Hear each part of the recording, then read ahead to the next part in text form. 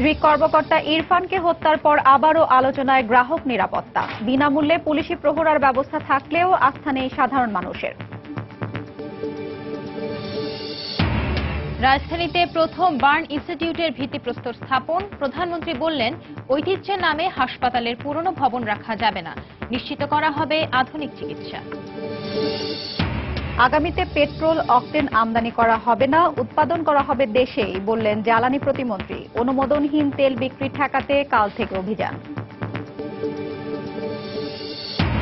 যুক্তরাষ্ট্র থেকে ফিরে বন্দিদশা নির্যাতনের কাহিনী শোনালেন ২৭ বাংলাদেশি।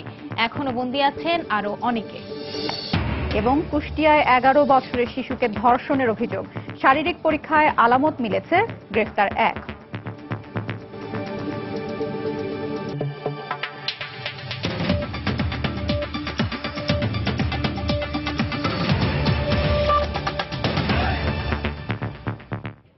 বাংলা সময়ের সঙ্গে আছে আমি সঞ্জনা চৌধুরী এবং আমি হাফসাতুন্নেসা। ব্যাংকে টাকা তুলতে গিয়ে প্রায়ই দুর্বৃত্তের কবলে পড়েন গ্রাহকরা। এর সবশেষ শিকার দৃক গ্যালারির কর্মকর্তা ইরফান। ব্যাংকের গ্রাহকদের নিরাপত্তার জন্য বিনামূল্যে পুলিশের মানি এসকর্ট সেবা থাকলেও অজ্ঞতা আর আস্থাহীনতার কারণে সে পথে যাচ্ছেন না কেউ কেউ। অপরাধ বিজ্ঞানীরা বলছেন, এই সেবাটি কার্যকর করার ক্ষেত্রে পুলিশের আরো মনোযোগী হওয়া উচিত। ওমর ফারুকের রিপোর্ট। রাজধানীর যে কোনো ব্যাংকের ভেতরে ঢুকলেই চোখে পড়বে এ ধরনের বিজ্ঞপ্তি, যাতে ওই এলাকার জন্য প্রযোজ্য থানার ঊর্ধ্বতন কর্মকর্তাদের নম্বর দিয়ে টাকা নিরাপদে গন্তব্যে নিয়ে যেতে পুলিশের মানি এসকর্ট সেবা গ্রহণের আহ্বান জানানো হয়েছে। একটি বেসরকারি ব্যাংকের শাখা ব্যবস্থাপক জানালেন, বড় লেনদেনের সময় মৌখিকভাবেও তারা গ্রাহকদের উদ্বুদ্ধ করে থাকেন, কিন্তু এ প্রস্তাবে গ্রাহকদের তেমন আগ্রহ দেখা যায় না। চেষ্টা করি গ্রাহকদের কাছে এই বার্তাটা পৌঁছাতে, যে যদি তারা ঝুঁকিপূর্ণ মনে করে এই টাকাটা স্থানান্তরের ক্ষেত্রে তারা পুলিশের সাহায্য নিতে পারে। তবে গ্রাহকরা এই সাহায্যটা নেবেন কি নেবেন না, মানে মানি এসকর্টটা নেবেন কি নেবেন না, এটা তাদের একান্তই নিজস্ব ব্যাপার। এই বিষয়ে তাদেরকে আমরা ইনসিস্ট করতে পারি না। বছর দেড়েক আগে অন্তত ৩ বার ব্যাংকের গ্রাহক দুর্বৃত্তদের কবলে পড়ার পর থেকে ডাচ বাংলা ব্যাংকের ধানমন্ডি শাখার সামনে নিয়মিত দায়িত্ব পালন করছে পুলিশ।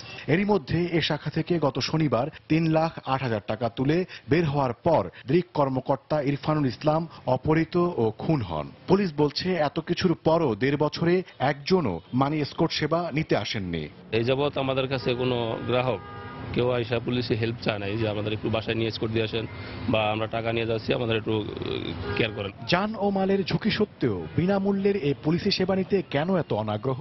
এমন প্রশ্নের উত্তরে কেউ বললেন এ সেবা সম্পর্কে অজ্ঞতার কথা, আবার কেউ জানালেন পুলিশেই নেই তাদের আস্থা। ব্যাংক থেকে যদি এরকম কিছু বলে যে আপনি 50,000-এর বেশি ক্যারি করতে চাইলে পুলিশ অবশ্যই আপনাকে নিতে হবে বা পুলিশ আমাদের হেল্প করবে, এরকমটা তো কখনোই কোনো ব্যাংকে আমি দেখিনি। পুলিশের প্রতি তো মানুষের এমনি একটু সব বিষয়েই আস্থাটা কম, যার ফলে এটা নিয়ে যে বকশিস চায় কিনা বা অন্য কোনো সমস্যা পড়ে কিনা। ঢাকা বিশ্ববিদ্যালয়ের অপরাধ বিজ্ঞান বিভাগের চেয়ারম্যান মনে করেন, মানি এসকর্ট সেবা কার্যকর করতে পুলিশের উচিত আরো মনোযোগী হওয়া। নাগরিকদের সিকিউরিটি করার জন্য আপনি একটা জিনিস করলেন, সেটাকে আপনি যখন লুক আফটার না করছেন, সেটাকে সিরিয়াসলি না নিচ্ছেন, ঐতিহাসিকভাবে আমরা পুলিশের রোলটা জানি, মানুষের ন্যাচারালি মানুষ পুলিশের কাছে যাবে কেন? তিনি এও মনে করেন, নিরাপত্তার প্রশ্নে নাগরিকদেরও আরো সক্রিয় ও সচেতন হওয়া প্রয়োজন। আন্তরিকতা যদি না হয় তাহলে। ওমর ফারুক, সময় সংবাদ, ঢাকা। দেশের প্রথম বার্ন ইনস্টিটিউটের ভিত্তিপ্রস্তর স্থাপন করেছেন প্রধানমন্ত্রী শেখ হাসিনা। অতীতের সরকারগুলো কখনোই জনগণের মৌলিক চাহিদাগুলোকে গুরুত্ব দেয়নি উল্লেখ করে প্রধানমন্ত্রী বলেন, মানুষ পুড়িয়ে মেরে কখনো জনসমর্থন পাওয়া যায় না। প্রধানমন্ত্রী জনগণের স্বার্থে হাসপাতালের পুরনো ভবন ভেঙে আধুনিক চিকিৎসা সেবা নিশ্চিত করার ঘোষণা দেন। আগুনে পোড়ার যন্ত্রণা যে কতটা ভয়াবহ দগ্ধ মানুষ ছাড়া তা বোঝার উপায় নেই। কয়েক বছর আগে ঢাকা মেডিকেলের অদূরে নিমতলিতে আগুনে শতাধিক মানুষের মৃত্যু হয়, আহত হন আরো কয়েকশো। গত কয়েক বছরে বিএনপি জামায়াতের রাজনৈতিক কর্মসূচির নামে আগুন হামলায়ও মৃত্যু হয় শতাধিক। কয়েকশো মানুষ এখনো ভোগ করছেন পুড়ে যাওয়ার নরক যন্ত্রণা। তাই বড় কোনো আগুন দুর্বিপাকে আহতদের দ্রুত চিকিৎসা নিশ্চিত করতে এবং দক্ষ চিকিৎসক এবং চিকিৎসা সুবিধা বাড়াতে উদ্যোগ নেওয়া হয় দেশে পূর্ণাঙ্গ বার্ন এবং প্লাস্টিক সার্জারি ইউনিট প্রতিষ্ঠার। ঢাকা মেডিকেল কলেজের পাশে Sheikh Hasina national institute of burn and plastic surgery প্রকল্পের উদ্বোধন করলেন প্রধানমন্ত্রী নিজেই। উদ্বোধনী অনুষ্ঠানে বিএনপি জামাতের প্রতি ইঙ্গিত করে প্রধানমন্ত্রী বলেন, তাদের সহিংসতা দেশের মানুষ প্রত্যাখ্যান করেছে। আমরা রাজনীতি করি জনগণের কল্যাণে, জনগণের সাথে, জনগণের জন্য। এই জনগণকে পুড়িয়ে মারার জন্য তো রাজনীতি না, শুধুমাত্র কি সরকার উৎখাত করবে তারপর ক্ষমতায় যাবে, এই লোভে মানুষ পুড়িয়ে মারা। আর মানুষ পুড়িয়ে মেরে এরা কি করে আশা করতে পারে যে জনগণ তাদেরকে সমর্থন দেবে? আমাদের বার্ন ইউনিট, সেখানে আমি দেখেছি এখানকার ডাক্তার, নার্স যারা কর্মরত ছিলেন, তাদের এই অমানসিক পরিশ্রম, কত মানুষের জীবন তারা ফিরে দিয়েছেন। ঢাকা মেডিকেল কলেজের পুরাতন ভবন ভেঙে নতুন ভবন নির্মাণের কথাও জানান প্রধানমন্ত্রী। বলেন, মানুষের কল্যাণে যে কোনো পদক্ষেপ নিতেই তিনি প্রস্তুত। কিছু করতে গেলেই এক গ্রুপ আছে লাফ দিয়ে পড়ে, হেরিটেজ রক্ষা। জীবন বড় না হেরিটেজ বড়? হেরিটেজ রক্ষা করা যাবে। 100 বছরের পুরনো বিল্ডিং ধসে যদি কেউ মারা যায়, সে দায়িত্বটা কে নেবে? তখন তো এই হেরিটেজ আলাদা নেবে না, তখন তো দোষ হবে সরকারের। জানি যেটা আমি বললাম হয়তো এটা এখনই শুনবেন, টকশো শুরু হয়ে গেল, লেখালেখি শুরু হয়ে গেল, এটা হবে, পত্রিকায় লিখবে, লিখতে পারে, কিন্তু দেশের জন্য, মানুষের জন্য যেটা কল্যাণকর সেটা আমি করবই। ওই লেখালেখি করে বেশি কিছু করা যাবে না। Sheikh Hasina national institute of burn and plastic সার্জারিকে সারা দেশের অগ্নিদগ্ধদের চিকিৎসার ক্ষেত্রে সেন্টার অফ এক্সিলেন্স হিসেবে গড়ে তোলার ঘোষণা দেয়া হয় অনুষ্ঠানে। শাহ আলী জয়, সময় সংবাদ, ঢাকা। দেখছেন বাংলা সময়। শান্তি আনতে লাইফটাই কিনলাম নতুন সিমটা, কিন্তু সকালে এক করলে সন্ধ্যায় আরেকটা। মেয়াদের চাপ চরম, হাতে ফেলে বোনাসটা। নিলে নতুন কানেকশন, কেউ শান্তি দেয় না। শান্তি শুধু এয়ারটেলে, কোনো প্যারা দেয় না। শান্তি শুধু এয়ারটেলে। কথা আর ইন্টারনেটের বেস্ট অফারের শান্তি শুধুমাত্র এয়ারটেল নতুন প্রিপেড কানেকশনে। এয়ারটেল, দেশের সেরা স্মার্টফোন নেটওয়ার্ক। বিশ্বব্যাপী সন্ত্রাস ও জঙ্গিবাদ মোকাবিলায় নতুন প্রযুক্তি ও কৌশলের সঙ্গে তাল মিলিয়ে বিমান বাহিনীকে প্রশিক্ষণ এবং গবেষণার মাধ্যমে আন্তর্জাতিক মানের হতে হবে। দুপুরে যশোরের বীরশ্রেষ্ঠ মতিউর রহমান ঘাঁটিকে ন্যাশনাল স্ট্যান্ডার্ড প্রদান অনুষ্ঠানে রাষ্ট্রপতি অ্যাডভোকেট আব্দুল হামিদ একথা বলেন। তিনি বলেন, বিশ্ব শান্তি রক্ষায় বাংলাদেশের সশস্ত্র বাহিনী প্রশংসনীয় ভূমিকা রাখছে, যা বহির্বিশ্বে দেশের ভাবমূর্তি আরও উজ্জ্বল করবে। ফোর্সেস গোল 2030 অর্জনের লক্ষ্যে বিমান বাহিনীকে আরও দক্ষ হয়ে ওঠার আহ্বান জানান রাষ্ট্রপতি। আধুনিক সরঞ্জাম ও অন্যান্য সুযোগ সুবিধা বাড়িয়ে এ বাহিনীকে আরও শক্তিশালী করতে সরকার সচেষ্ট রয়েছে বলে উল্লেখ করেন তিনি।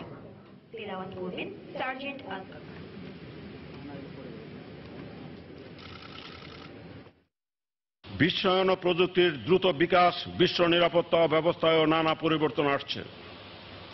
বিশ্বব্যাপী সন্ত্রাস ও জঙ্গিবাদ মোকাবিলায় নতুন নতুন কৌশল নেওয়া হচ্ছে। ফলে সশস্ত্র বাহিনীর ভূমিকা ও দায়িত্বে যোগ হচ্ছে নতুন মাত্রা। তাই বিমান বাহিনীর শিক্ষা ও প্রশিক্ষণ কার্যক্রমে বিশ্বের সাথে তাল মিলিয়ে পরিবর্তন আনতে হবে এবং প্রতিটি পর্যায়ে আন্তর্জাতিক মানের প্রতিফলন ঘটাতে হবে। ডিজেল, কেরোসিন, পেট্রোল ও অকটেনের দাম কমিয়ে আগামী 7 থেকে 10 দিনের মধ্যে পরিপত্র জারি করা হবে বলে জানিয়েছেন বিদ্যুৎ, জ্বালানি ও খনিজ সম্পদ প্রতিমন্ত্রী নসরুল হামিদ বিপু। আমদানি নির্ভরতা কমিয়ে ভবিষ্যতে পেট্রোল ও অকটেন দেশে উৎপাদন করা হবে বলেও জানান তিনি। দুপুরে সচিবালয়ে নিজ কার্যালয়ে সাংবাদিকদের একথা জানান প্রতিমন্ত্রী। সাম্প্রতিক সময়ে বিশ্ববাজারে তেলের দরপতনের কারণে দেশের বাজারেও সব ধরনের তেলের দাম কমানোর দাবি ওঠে। তবে বাংলাদেশ পেট্রোলিয়াম কর্পোরেশনকে ভর্তুকির লোকসান থেকে বাঁচাতে সরকার তেলের দাম অপরিবর্তিত রাখে। অবশেষে সে অবস্থান থেকে সরে এসে প্রথমে ফার্নেস অয়েল এবং পরবর্তীতে ডিজেল ও পেট্রোলের দামও 3 ধাপে কমানোর ঘোষণা দেন বিদ্যুৎ, জ্বালানি ও খনিজ সম্পদ প্রতিমন্ত্রী। ধীরে ধীরে একটা সাশ্রয়ী ভাবে দেখতে যাচ্ছি তেলের মূল্যটাকে নিয়ে যাওয়া যায় কিনা। সেখানে অকটেন, পেট্রোল এবং কেরোসিন এবং ডিজেল থাকবে, ডিজেল এটাও থাকবে। এমন সিদ্ধান্তের পর যাত্রী ও পণ্য পরিবহনের ক্ষেত্রেও যানবাহনের ভাড়া কমানোরও পরামর্শ দেন প্রতিমন্ত্রী। ট্রান্সপোর্টগুলো এবং ভেসেলে অর্থাৎ গুডস ক্যারিং এ বাংলাদেশের নৌ পরিবহনের জায়গাও ভাড়া কমার একটা সম্ভাবনা থাকবে। এদিকে ভেজাল ও অনুমোদনহীন তেল বিক্রি ঠেকাতে বৃহস্পতিবার থেকে অভিযান চালানোর সিদ্ধান্ত নেওয়ার কথা জানিয়ে প্রতিমন্ত্রী বলেন, এক্ষেত্রে দায়ী পেট্রোল পাম্প মালিকদের লাইসেন্স বাতিল করা হবে। কেবলমাত্র মূল্যের সমন্বয় না, সারা বাংলাদেশের সকল ভেজাল অনুমোদিত পেট্রোল পাম্পে আমরা পরিচালনা করতে যাচ্ছি যে তারা যদি কেউ ভেজাল করে তাদের ইমিডিয়েট লাইসেন্স ক্যান্সেল করা হবে। আগামী 6 মাসের মধ্যে রাজধানীর আবাসিক এলাকায় অবৈধ ও অনুমোদনহীন বাণিজ্যিক ভবনের গ্যাস ও বিদ্যুৎ লাইন বিচ্ছিন্ন করার কথাও জানান বিদ্যুৎ প্রতিমন্ত্রী। প্রসূন আশিস, সময় সংবাদ, ঢাকা। বাংলা সময় আরো থাকছে। ত্রিপুরা থেকে নেমে আসা পাহাড়ি ঢলে তলিয়ে গেছে ব্রাহ্মণবাড়িয়ার শত শত হেক্টর ফসলি জমি। ক্ষতিগ্রস্ত কৃষক, সহায়তার আশ্বাস জেলা প্রশাসনের।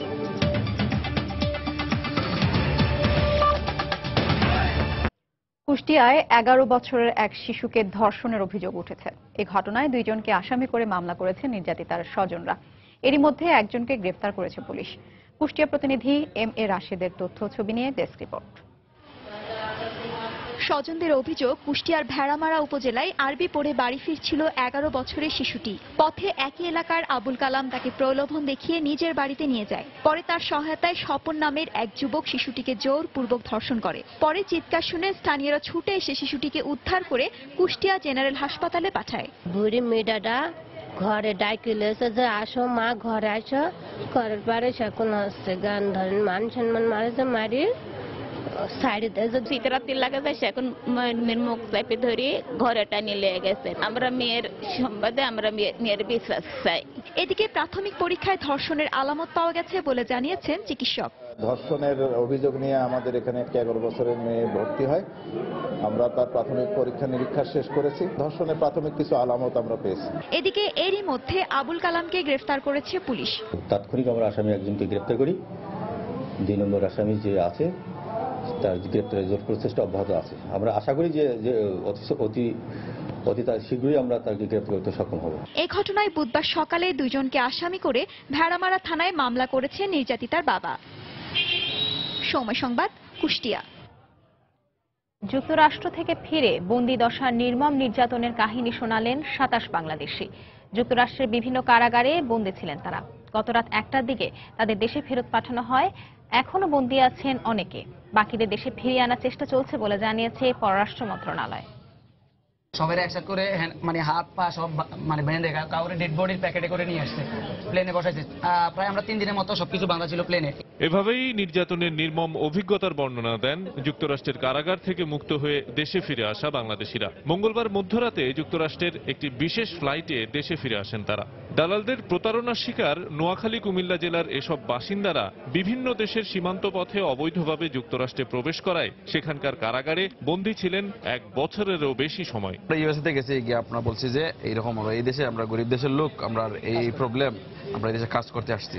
যারা আসতে চাইছে না তাদের জন্য তাদের কোম্পানি কম্বল সাফা দিয়া ইয়েতে উঠেছে, বিমানে উঠেছে। হাত পা বাঁধে প্যাকেট করছে আর প্যাকেট করি ডেড বডি যেটা প্যাকেট বিদেশ থেকে আসে ওইটা লাস্ট কপিলের প্যাকেট বড়ি বাদি তারপরে বিমান সিটি করি। 2 থেকে 3 হাজার মানুষ এখনো জেলে আছে 6 বছর। কেউ 6, আমাদের সাথে অনেকেই ছিল 6 বছর।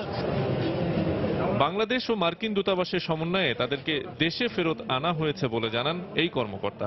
যেহেতু তারা বিভিন্ন দিন থেকে জেলখানায় ছিল, এদের কাছে হয়তোবা সেই ধরনের সহায়তা নাই, যার কারণে আমরা সিদ্ধান্ত নিয়েছি তাদেরকে নিরাপদে যাতে বাড়ি পৌঁছাতে পারি। পররাষ্ট্র মন্ত্রণালয় এবং আমেরিকান দূতাবাস ওরা সমন্বয়ে কিন্তু এই কর্মীদেরকে ফেরত নিয়ে আসছে তারা। আগামীতে পর্যায়ক্রমে আরো 10টি ফ্লাইটে বাকি বন্দীদের দেশে ফেরত পাঠানো হবে বলেও জানাই এই কর্মকর্তা।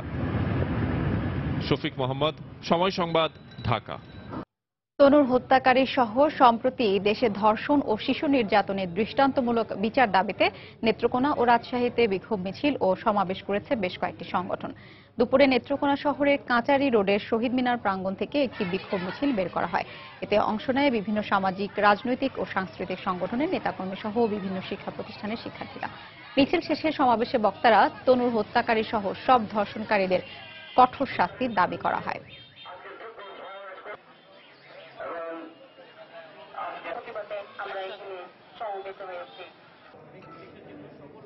একই দাবিতে রাজশাহীতে জেলা প্রশাসকের মাধ্যমে প্রধানমন্ত্রী বরাবর স্মারকলিপি জমা দেন সম্মিলিত শিক্ষার্থী ফোরাম সংগঠনের নেতাকর্মীরা। দ্রুত তনু হত্যার রহস্য উদ্ঘাটনের দাবি করেন তারা। তনু হত্যার বিচারে সরকার বদ্ধপরিকর বলে জানিয়েছেন সড়ক পরিবহন ও সেতুমন্ত্রী ওবায়দুল কাদের। সকালে ফেনীর সরকারি জিয়া মহিলা কলেজের গ্রন্থাগার উদ্বোধন শেষে সাংবাদিকদের প্রশ্নের জবাবে তিনি একথা বলেন। ক্যান্টনমেন্ট এলাকায় কিছু ঘটলেই সেনাবাহিনী জড়িত, সেখানে তো বেসরকারি অনেক লোক থাকে, অসামরিক লোকজন তো সেখানে অনেকগুলো হাউজিং আছে, কাজে ওখানে তো বেসামরিক লোকেরাও অনেকে থাকে, কাজে কে ইনভলভ, হঠাৎ করে সেনাবাহিনী খুব সেন্সিটিভ বিষয় এটা। এখানে সেনাবাহিনী একটা প্রতিষ্ঠান, আমাদের সার্বভৌমত্বের প্রতীক। এখানে আমাদের দায়িত্বশীল দিক থেকে কথা বলা উচিত। তেলের দাম কমে তাহলে ভাড়া, বাস ভাড়া, পরিবহনের ভাড়া কমবে, সেটাও বিআরটিএ বৈঠক করে স্টেক হোল্ডারদের সাথে এটা নির্ধারণ করবে। কমবে, এটাই খুব স্বাভাবিক। এদিকে বিভাগীয় তদন্তের মাধ্যমে তনু হত্যার সুষ্ঠু বিচার দাবি করেছেন বিএনপির সিনিয়র যুগ্ম মহাসচিব রুহুল কবির রিজভী। দুপুরে কুমিল্লার সিনিয়র চিফ জুডিশিয়াল ম্যাজিস্ট্রেটের আদালতে বিস্ফোরক দ্রব্য ও হত্যা মামলায় হাজিরা শেষে সাংবাদিকদের তিনি একথা বলেন। আমরা বিচার বিভাগীয় তদন্তের মাধ্যমে সুষ্ঠু বিচার দাবি করেছি। এইটা এই দেশে ভয়ঙ্কর রকমের অমানবিক, এবং আমরা তনুর মতো একজন কিশোরী মেয়ে এইভাবে আর যাতে বাংলাদেশে কোনো মায়ের বুক যাতে খালি না হয়, আর যাতে কোনো কিশোরী মেয়ের জীবন না চলে যায় এই নৃশংস নির্যাতনের মধ্যে দিয়ে তাকে যেভাবে করেছে, এর যারা প্রকৃত দোষী তাদেরকে খুঁজে বের করে আইনের আওতায় এনে দৃষ্টান্তমূলক বিচারের আমরা জোর দাবি জানাচ্ছি। অসুস্থতার কারণে জিয়া চ্যারিটেবল ও জিয়া অরফানেজ ট্রাস্ট দুর্নীতি মামলায় আগামীকাল হাজিরা দিতে আদালতে যাবেন না বিএনপি চেয়ারপারসন বেগম খালেদা জিয়া। সকালে সময় সংবাদকে কথা জানিয়েছেন বেগম জিয়ার আইনজীবী সানাউল্লাহ মিয়া। তিনি শারীরিকভাবে একটু অসুস্থ, যার কারণে আগামীকাল তিনি করে যাবেন না। আমরা ওনার বিরুদ্ধে যে জিয়া রহমান চ্যারিটেবল ট্রাস্টের 342 আছে, এটা আমরা একটা সময়ের আবেদন দেব যে পরবর্তী তারিখে তিনি করে আল্লাহ চায় তো সুস্থ থাকলে যাবেন, ওই তারিখে যাতে সেই মামলাটা শুনানি হয়। মিথ্যা মামলা দিয়ে বেগম খালেদা জিয়াকে হাজিরার নামে আদালতের বিভিন্ন ভবনে ঘুরিয়ে হয়রানি করা হচ্ছে বলে অভিযোগ করেছেন বিএনপি চেয়ারপারসনের উপদেষ্টা ডক্টর ওসমান ফারুক। সকালে জাতীয় প্রেস ক্লাবে বাংলাদেশ ইউথ ফোরাম আয়োজিত এক অনুষ্ঠানে তিনি বক্তব্য রাখেন। আজকের যে প্রেক্ষাপট বাংলাদেশে, গণতন্ত্র অনেকে বলে শৃঙ্খলিত, আমি বলি গণতন্ত্র মৃত। যতই এই সরকার যত কথা বলুক না কেন, মানবাধিকার যেভাবে লঙ্ঘিত হচ্ছে, যেভাবে মানুষের বাক স্বাধীনতা চলে যাচ্ছে, এই বর্তমান সরকার আর বেশি দিন থাকলে বোধ করি এটি একটি মহাশ্মশান বা মহাগোরস্থানে পরিণত হবে। বেগম খালেদা জিয়াকে কোর্টে যেভাবে, আমি বলবো এটি হয়রানির মধ্যে হয়েছে, এই তালা থেকে এই ঘর থেকে ওই ঘরে যাও, ওই ঘরে যাও, এবং সম্পূর্ণ বানোয়াট কতগুলো মামলা, যে মামলার কোনো ভিত্তি নেই, যে মামলার কোনো ভিত্তি নেই। হুকুমের আসামিরও একটি সংজ্ঞা রয়েছে, উনি হুকুমের আসামি নন। বাংলার সময় আরো থাকছে। ইউনিয়ন পরিষদ নির্বাচনে আওয়ামী লীগের দাপটে অসহায় বিএনপি, পরাজয়ের শঙ্কায় চট্টগ্রাম অঞ্চলে প্রার্থী সংকটে দল।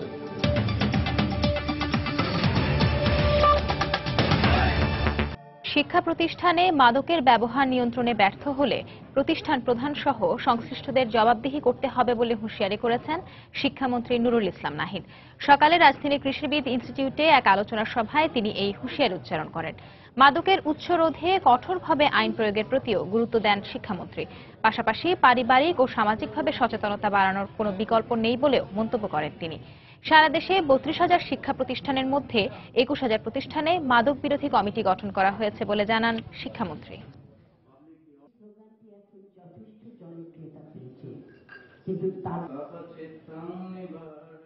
আমাদের অনেক বেশি ছেলে মেয়ে এটা যুক্ত হয়ে যাচ্ছে, তাহলে কিন্তু মনে রাখবেন সেই ম্যানেজিং কমিটি, সেই শিক্ষা প্রতিষ্ঠানের প্রধান এবং শিক্ষকরাও কিন্তু রেহাই পাবেন না, আপনাকে জবাবদিহি করতে হবে। আপনি ভালো পড়াইছেন এতেই যথেষ্ট না, ভালো মানুষ বানাইছেন কিনা তারও দায়িত্ব নিতে হবে। ভালো শিক্ষা, ভালো মানুষ তৈরি করা, এটি আমাদের লক্ষ্য, এবং সেটা করতে গেলে এই সর্বনাশের পথ থেকে ছেলে মেয়েদেরকে আমাদেরকে রক্ষা করতে হবে। প্রবল বর্ষণ ও কালবৈশাখী ঝড়ে দেশের বিভিন্ন জেলায় গাছপালা, ঘরবাড়ি ও বৈদ্যুতিক পিলার পড়ে ব্যাপক ক্ষয়ক্ষতি হয়েছে। এতে নিহত হয়েছেন 2 জন, আহত হয়েছেন শতাধিক। যশোরে ঝড়ে নাজি শঙ্কপুরের নির্মাণাধীন আইসিটি পার্কে নির্মাণ সামগ্রী পড়ে 8 শ্রমিক আহত হন। জেলার বিভিন্ন স্থান থেকে আরো 22 জনকে হাসপাতালে ভর্তি করা হয়েছে, এদের মধ্যে 2 জন মারা যান। কালবৈশাখী ঝড়ে বিদ্যুতের তার ছিঁড়ে যাওয়ায় বাগেরহাটে বিচ্ছিন্ন হয়ে গেছে বিদ্যুৎ সরবরাহ। মহাসড়কে গাছ পড়ে ব্যাহত হচ্ছে যান চলাচল। আকস্মিক এই ঝড়ে জেলার 5টি উপজেলার ব্যাপক ক্ষতি হয়েছে বলে জানিয়েছে জেলা প্রশাসন।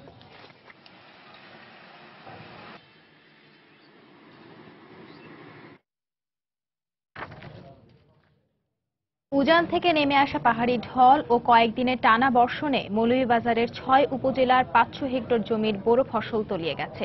জেলার হাকালুকি, কাওয়াদিঘি ও হাইলহাওড়ে পানি বেড়েছে। ডুবে গেছে রাজনগড়, কমলগঞ্জ, বড়লেখা ও শ্রীমঙ্গল সহ ৬টি উপজেলার ফসলি জমি।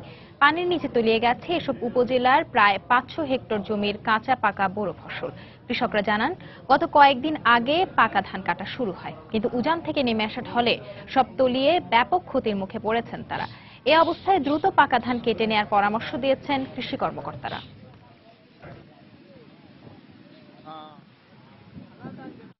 ভারতের ত্রিপুরা থেকে নেমে আসা পাহাড়ি ঢলে তলিয়ে গেছে ব্রাহ্মণবাড়িয়ার ৩ উপজেলার শত শত হেক্টর ফসলি জমি। নিরুপায় হয়ে জমিতে থাকা আধা পাকা ধান কেটে নিচ্ছেন কৃষক। এ অবস্থায় ক্ষতিগ্রস্ত কৃষকের তালিকা করে ক্ষতিপূরণের জন্য সংশ্লিষ্ট মন্ত্রণালয়কে অবহিত করা হবে বলে জানিয়েছেন জেলা প্রশাসক। উজ্জ্বল চক্রবর্তীর পাঠানো তথ্য ও জুয়েলুর রহমানের ছবি নিয়ে ডেস্ক রিপোর্ট। ব্রাহ্মণবাড়িয়ার দিগন্ত জুড়ে যেদিকে চোখ যায় কেবল সবুজ আর সবুজ, কিন্তু গত দুদিনের টানা বৃষ্টিতে প্রতিবেশী দেশ ভারতের ত্রিপুরা রাজ্য থেকে নেমে আসা পাহাড়ি ঢলে সীমান্তবর্তী হাওড়া ও বিজনা নদীর পানি বেড়ে গেছে। এতে নদী দুটির অববাহিকায় থাকা জেলার কসবা, আখাউড়া ও সদর উপজেলার শত শত হেক্টর জমির আধা পাকা ধান পানিতে তলিয়ে গেছে। সোনালী ফসল ঘরে তোলার স্বপ্ন ভেঙে যাওয়ায় দিশেহারা কৃষকরা। ইন্ডিয়ার পানি নেমা বান ভাঙ্গে এসে পানি ঢুকে গেছে। অসময়ে ধান পানি এসে জমি তল দিয়েছে, তাই আমরা নির্ভর করে গেছি, আমরা কাটিয়ে আনতেছি জমি। ৫,০০০-৬,০০০ টাকা করে খরচ, এরপরে আমরা এই খরচ দিয়া চাইরা এখনকার আমরা যদি এই ধান না পাই আমরা কি করে বাঁচি? আমরা বাঁচার কোনো রাস্তা নাই। তবে ক্ষতিগ্রস্ত কৃষকদের পরিসংখ্যানের কাজ চলছে বলে জানান জেলা কৃষি কর্মকর্তা। আর জেলা প্রশাসক বলছেন, সংশ্লিষ্ট মন্ত্রণালয়কে বিষয়টি অবহিত করা হবে। পরিসংখ্যানের কাজ যথারীতি চলতেছে। আমরা হিসাব করেছি এর মধ্যে প্রায় ১,০০০ হেক্টর জমি প্লাবিত হয়েছে। ক্ষয়ক্ষতির বিবরণটা অন্তপক্ষে আমরা সরকারকে তুলে ধরব। ভবিষ্যতে হয়তো সেটা সরকার তাদেরকে ভর্তুকি দিয়ে বা কোনো ধরনের কোনো ইনসেন্টিভ দিয়ে সেগুলো হয়তো পুষিয়ে নেওয়ার সম্ভব হতে পারে। কৃষি বিভাগের তথ্য মতে ব্রাহ্মণবাড়িয়ার হাওর অঞ্চলের ৩২,০০০ হেক্টর এক ফসলি জমি রয়েছে। এর মধ্যে প্লাবনের পানিতে তলিয়ে গেছে ১,০০০-এর বেশি হেক্টর ফসলি জমি। সময় সংবাদ, ব্রাহ্মণবাড়িয়া। দেশের বিভিন্ন স্থানে সড়ক দুর্ঘটনায় ৬ জনের মৃত্যু হয়েছে। এসব দুর্ঘটনায় আহত হয়েছেন অন্তত ৪২ জন। দুপুরে সিরাজগঞ্জের চণ্ডীদাস গাতি এলাকায় ট্রাক চাপায় এক স্কুল শিক্ষার্থীর মৃত্যু হয়। আহত অপর ২ শিক্ষার্থীকে উদ্ধার করে সিরাজগঞ্জ জেনারেল হাসপাতালে ভর্তি করে স্থানীয়রা। এর আগে সকালে বঙ্গবন্ধু সেতু পশ্চিম সংযোগ সড়কের সীমান্ত বাজার এলাকায় ট্রাকের ত্রিমুখী সংঘর্ষে ২ চালক নিহত হন, আহত হন ৪ জন।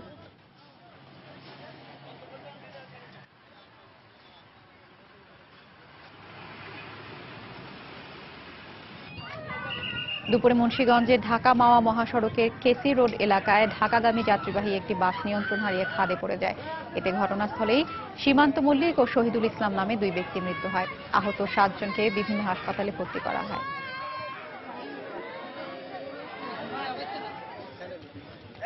দুপুরে বাগেরহাট সদর উপজেলার বারাকপুর এলাকায় যাত্রীবাহী একটি বাস রাস্তার পাশে দাঁড়িয়ে থাকা একটি টেম্পোকে ধাক্কা দেয়। এতে আহত টেম্পো চালককে গুরুতর অবস্থায় সদর হাসপাতালে নেওয়া হলে কর্তব্যরত চিকিৎসক তাকে মৃত ঘোষণা করেন। এ ঘটনায় বাসের ৩০ যাত্রী আহত হন।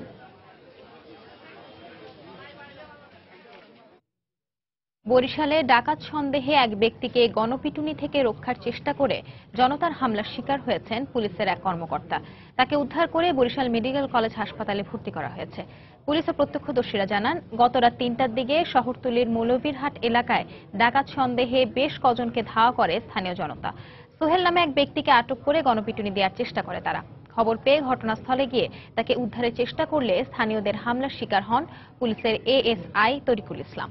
ভাঙচুর করা হয় পুলিশের একটি অটোরিকশা।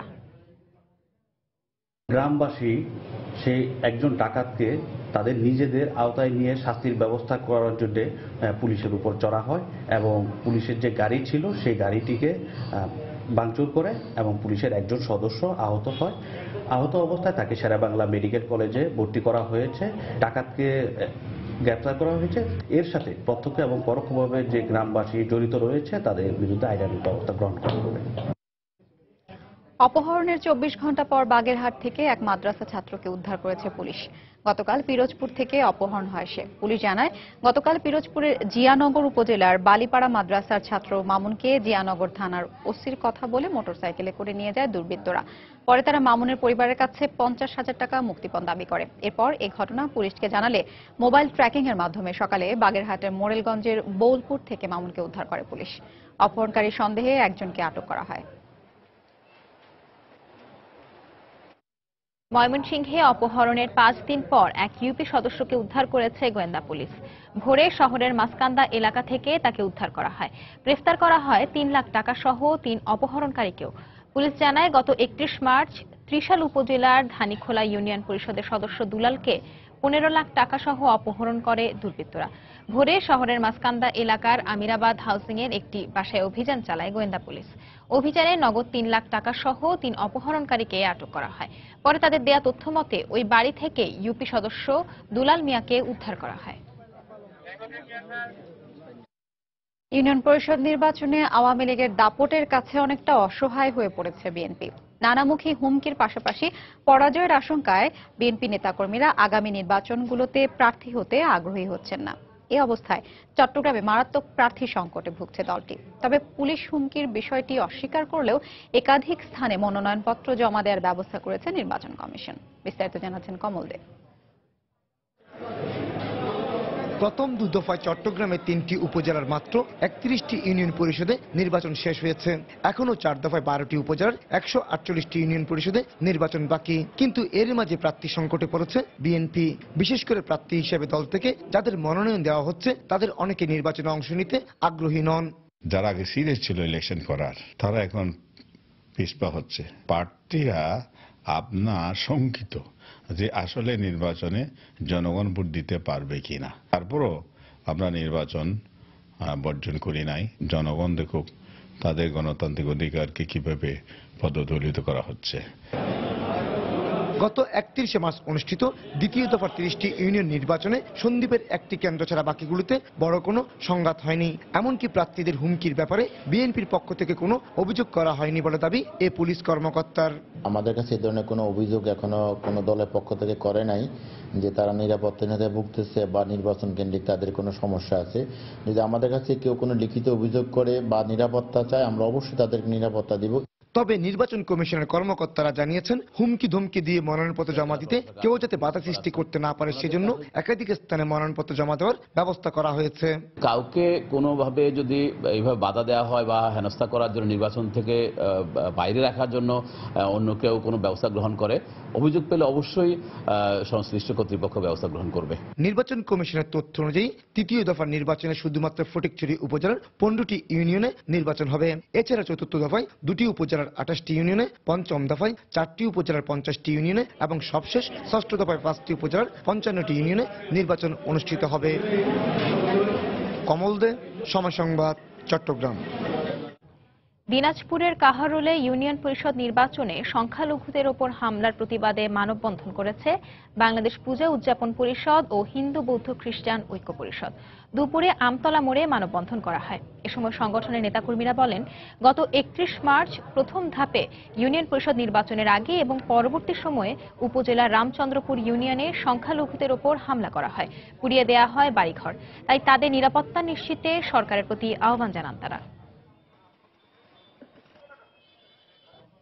তৃতীয় দিনের মতো বকেয়া মজুরি সহ 5 দফা দাবিতে খুলনা রাষ্ট্রায়ত্ত পাটকলগুলোতে ধর্মঘট চলছে। পাশাপাশি খুলনা যশোর মহাসড়ক ও রেলপথ অবরোধ করে শ্রমিকরা।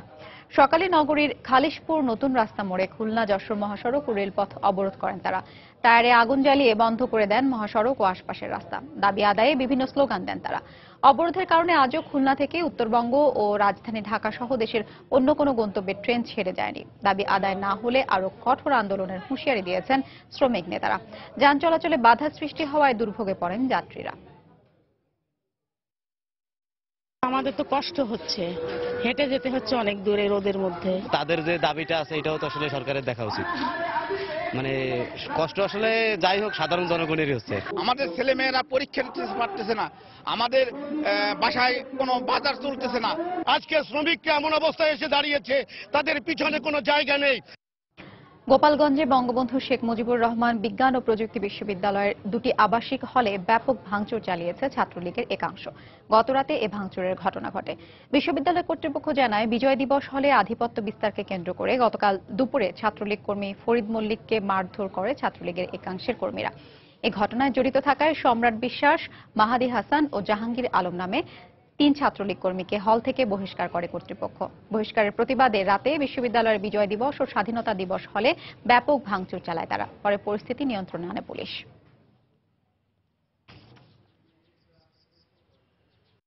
ফরিদ মল্লিককে আহত করায় 3 জন ছাত্রকে হল থেকে তাৎক্ষণিক বহিষ্কার করা হয় এবং একটা তদন্ত কমিটি গঠন করা হয়। পরবর্তীতে হলের শান্তি শৃঙ্খলা বজায় রাখার জন্য রাত্রে পুলিশ অভিযান চালালে এবং ক্যাম্পাসে ব্যাপক ভাঙচুর চালায় এবং গাছপালা বিসর্জন করে। কুষ্টিয়ায় 4র্থ দফা ইউনিয়ন পরিষদ নির্বাচনের মনোনয়নপত্র জমা দেওয়াকে কেন্দ্র করে আওয়ামী লীগের দুপক্ষের সংঘর্ষে অন্তত 5 জন আহত হয়েছেন।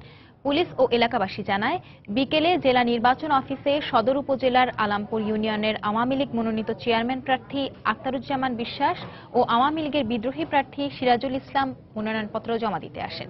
এ সময় 2 প্রার্থীর সমর্থকদের মধ্যে ধাওয়া পাল্টা ধাওয়া হয়। এ ঘটনার এক পর্যায়ে উভয় পক্ষ সংঘর্ষে জড়িয়ে পড়ে। এতে অন্তত 5 জন আহত হন। এদের মধ্যে 3 জনকে কুষ্টিয়া জেনারেল হাসপাতালে ভর্তি করা হয়েছে। বগুড়ায় সনাতন চন্দ্রকে হত্যার প্রতিবাদে মানববন্ধন করেছে বাংলাদেশ পূজা উদযাপন কমিটি। দুপুরে শহরের সাতমাথা এলাকায় ঘণ্টাব্যাপী এই কর্মসূচি পালন করা হয়। এতে ব্যানার, ফেস্টুন সহ বিভিন্ন হিন্দু সংগঠনের শতাধিক কর্মী অংশ নেন। হত্যাকারীদের গ্রেফতার করে দৃষ্টান্তমূলক শাস্তির দাবি জানান তারা। গত 2রা মার্চ শাহজাহানপুর উপজেলার গন্ডগ্রামে নারীদের উত্ত্যক্তের ঘটনার প্রতিবাদ করায় তার উপর হামলা চালায় বখাটেরা। পরে চিকিৎসাধীন অবস্থায় তার মৃত্যু হয়।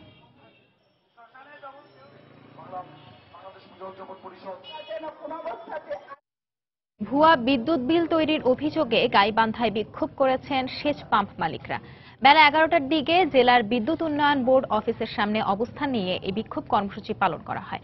তারা অভিযোগ করেন, আমন মৌসুমে বৃষ্টি ও বন্যার কারণে তুলনামূলকভাবে সেচ পাম্প ব্যবহার কম করার পরও বিদ্যুৎ বিল বেশি করা হয়েছে। অবিলম্বে এসব ভুয়া বিল বাতিলের দাবি জানান তারা।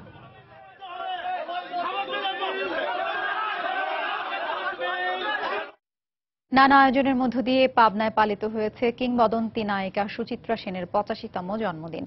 দুপুরে জেলা প্রেস ক্লাব মিলনায়তনে সুচিত্রা সেন চলচ্চিত্র সংসদের উদ্যোগে আলোচনা সভার আয়োজন করা হয়। এতে বিভিন্ন সামাজিক ও সাংস্কৃতিক সংগঠনের নেতাকর্মীরা অংশ নেন। বক্তারা পাবনায় তার পৈতৃক বাড়িতে নায়িকা সুচিত্রা সেন স্মৃতি সংগ্রহশালা গড়ে তোলার দাবি জানান। পরে কেক কেটে জন্মদিন পালন করেন তারা।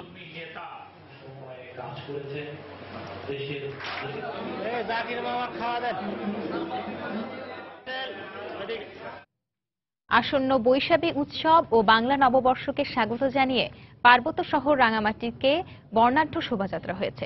সকালে পার্বত্য জেলা পরিষদের উদ্যোগে রাঙামাটি সরকারি কলেজ ক্যাম্পাস থেকে শোভাযাত্রাটি শুরু হয়। এতে 3 পার্বত্য জেলার সংরক্ষিত আসনের সংসদ সদস্য ফিরোজা বেগম চিনু সহ সব শ্রেণী পেশার মানুষ অংশ নেন। তারা দেশবাসীকে আসন্ন বৈশাখী উৎসব ও নববর্ষের শুভেচ্ছা জানিয়ে উৎসবে যোগ দেওয়ার আমন্ত্রণ জানান।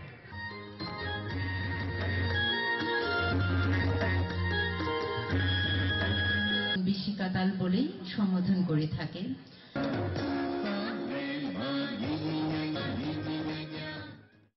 সামনে পহেলা বৈশাখ।